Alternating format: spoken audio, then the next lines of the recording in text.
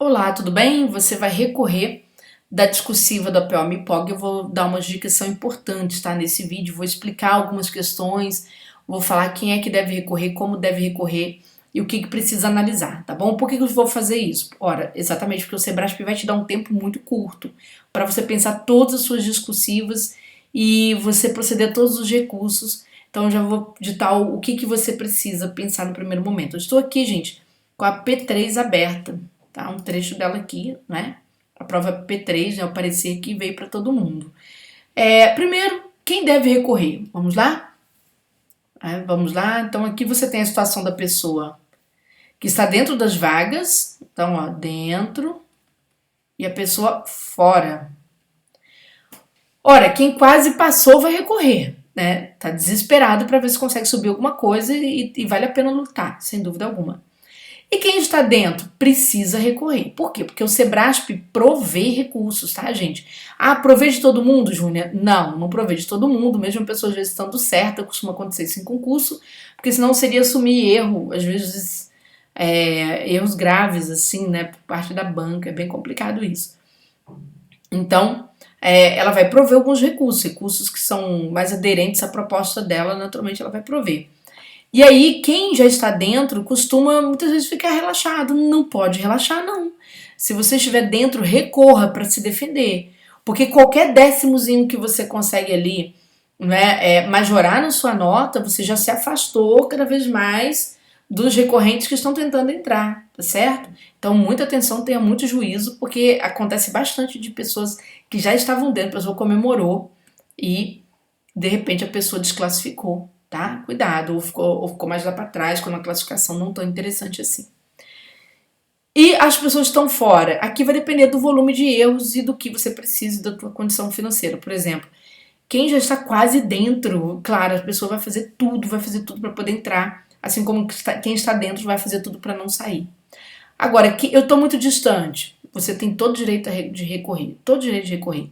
Júlia, a banca vai baixar minha nota? Não, o Sebrasp não trabalha com redução de nota. A gente nunca viu. Aliás, eu minto. Vi isso uma única vez, mas foi uma experiência de um candidato que não deveria ter recorrido, porque realmente aquela prova parece que nem foi corrigida, tá bom? Então, muita atenção. Vou explicar algumas questões. Para você recorrer, você tem que lembrar dos critérios avaliativos. A gente tem apresentação, a gente tem conteúdo mais redação e a gente tem microestrutura, que é gramática. A apresentação, gente, é muito difícil conseguir majorar nota no Sebrasp por apresentação. Ora, eu dou aula há quase 25 anos, né? Para quem não me conhece, meu nome é Júnia Andrade. Eu dou aula há quase 25 anos. E já recorri bastante. Vou mostrar alguns resultados ou outros aqui de prova para vocês, tá certo? De situações que vocês conseguem mudar aí, vamos dizer assim, a perspectiva de vocês no concurso. Então, a apresentação, se te falarem assim, olha, aqui cabe recurso, cuidado, às vezes o Sebrasp não abre nem a área de apresentação para a gente recorrer. Eu sempre faço recurso, quando, por exemplo, o aluno vai fazer, ou eu faço, falo para o aluno, olha, tentar não custa nada, tá? Mas não conte com essa certeza, que isso aqui é muito difícil. Microestrutura, muitas vezes o aluno não sabe que está errando em gramática. Ele consegue identificar um erro de pontuação, ele consegue identificar um erro de ortografia, um erro vocabular, mas quando é o campo da morfossintaxe, muitas vezes ele não consegue. Então, o que envolve a morfossintaxe? Envolve concordância, regência, né? Envolve, às vezes, a própria pontuação está lá na morfossintaxe sendo analisada. Aliás, eu, como professora, considero a pontuação muito mais um problema sintático, nem deveria estar isolado, né? Do que qualquer outra coisa. Mas existe um errinho, gente, que as pessoas cometem, que é a falta de paralelismo, né? Quando acontece o seguinte, quando você precisa enumerar elementos, por exemplo, você tem lá conceder a ajuda e o apoio. Então você tem que ajuda e o apoio. Toda vez que a gente soma alguma coisa, se a gente der artigo para um elemento, a gente precisa dar para o outro. Se a gente der preposição para o elemento, a gente tem que dar para o outro. Às vezes a soma vem em forma de enumeração, não é? Então, se você notou que você perdeu a morfossintaxe, olha naquele intervalo de linhas, se houve ali uma enumeração, se houve uma soma, e você somou duas estruturas que não são compatíveis, ou uma estrutura está mais pesada que a outra, por exemplo, uma tem artigo e preposição, a outra não tem. Então aconteceu isso, não adianta ninguém ficar te prometendo coisas, prometendo mundos e fundos, porque não consegue mudar a sua realidade no concurso. Outra questão que você tem que levar em conta é que a mudança em morfossintaxe, né, o que ela vai fazer? Em gramática, ela vai afastar o erro de língua portuguesa e vai subir um pouquinho a sua pontuação, e esse pouquinho pode ser pouquinho mesmo, tá? Às vezes décimo só. Então, se algum professor falar pra você assim, a gente consegue 2 pontos aqui só em gramática, cuidado. Olha o que você perdeu na morfossintaxe daquela discursiva, você faz essa conta muito facilmente, é só você pegar a nota final, não é? Então, você tem lá a nota final, vamos supor, 10 pontos, né? Mas a nota preliminar antes da morfossintaxe, que é a nota preliminar, eram 9 pontos. Então, quer dizer, há um ponto de diferença aqui. Mas você cometeu 5 erros de língua portuguesa, então você já sabe que você tem direito a 0,2 pontos só por erro.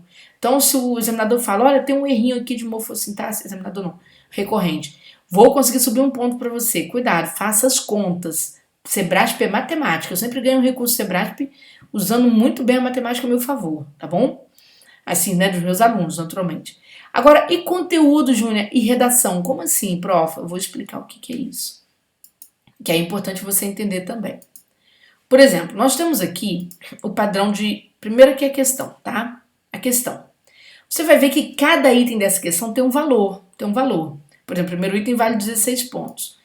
Quando você chega ao padrão preliminar, né? Quanto mais você consegue recorrer com base no próprio padrão, melhor é, tá? Melhor é. Mas você precisa saber o que te aconteceu na pontuação. Veja que o primeiro item, o primeiro quesito, ele tem 5 conceitos. Então seria pegar aqueles 16 pontos e dividir por 5. Já até fiz as continhas aqui, 3,2 cada conceito, tá certo? Aí tá, quer dizer, à medida que você vai ganhando resposta aqui, você vai alcançando 3,2. Mas acontece aquela situação de o aluno não ter conseguido os 16 pontos.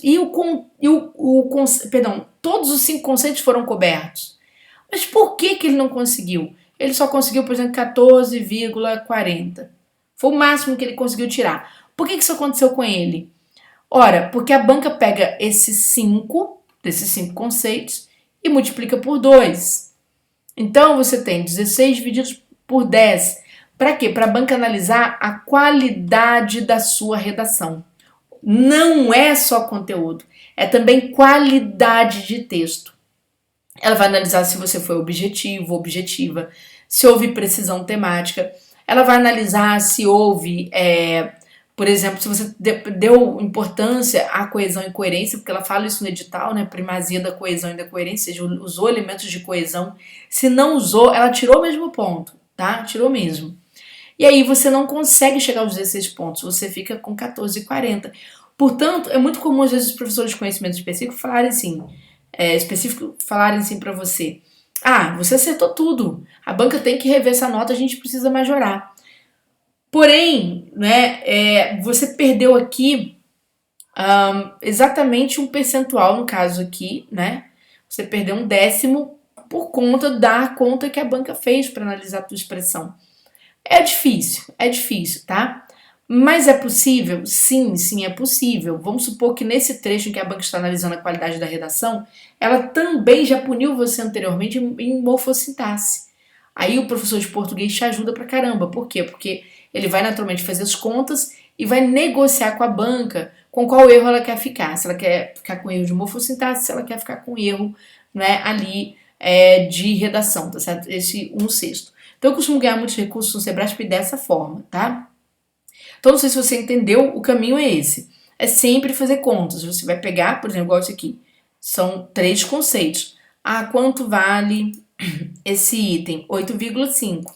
Então você divide 8,5 por 3 para você analisar conteúdo. Saber o quanto a banca te deu, por que ela te puniu em conteúdo e tal. Peraí, o conteúdo tá todo correto. Então você vai pegar esse 8,5 e vai dividir por 6. Certo? Para você descobrir aqui qual foi o total que a banca te deu. Então, vamos supor que ela te deu 5,53 só. tá? No total aqui ela te puniu, ela tirou menos um sexto desse item, ela tirou menos 1,47. Bom, porque é o dobro, sempre o dobro do conceito para analisar a redação. E você ficou com isso aqui. Então, para a gente conseguir mudar essa avaliação sua, aí eu tenho que observar o que você errou de gramática ali para conseguir empreender uma negociação com a banca, tá certo? Bom, vamos lá. Pessoal, Júnior, você vai fazer recurso? Eu vou explicar para vocês o que acontece nesse padrão de prova. Toda vez que eu tenho, gente, um recurso em que eu tenho muitos exercícios, igual esse da PELME-POG, o que eu ofereço no turma? Em vez de fazer o recurso para o aluno, porque não dá tempo mesmo, e sairia um serviço muito caro para o aluno pagar por peça, eu pego o valor de uma peça e jogo na orientação. Por exemplo, o aluno ele vai fazer o recurso dele, mas eu vou orientar. Ai, Júnior, eu tô muito nervoso, não consigo. Você vai digitar. Você vai digitar e juntar com as coisas que você sabe. Basicamente é isso. E eu vou ler e vou corrigir para você. Vou falar, vou te dar o aval. Olha, você pode ir, pode não ir. Por exemplo, vou mostrar para vocês aqui. Eu não faço sempre isso não, tá? É sempre assim, quando eu concurso de alto nível, eu tenho muitas redações. E aí o tempo tá muito curto, eu falo, vamos trabalhar comigo. E melhor, gente, é o melhor resultado que eu tenho do que eu mesmo fazendo recurso. Por quê? Porque o aluno conhece bem a discursiva dele, ele vai andar mais rápido do que eu, muito mais rápido. Até eu me inteirar daquela discursiva, o tempo passa, eu fico um tempo mais apertado. Ele consegue ir conversando comigo, ele vai anotando tudo que ele precisa e a gente vai debatendo, eu vou procurando junto com ele se isso é cabível ou não.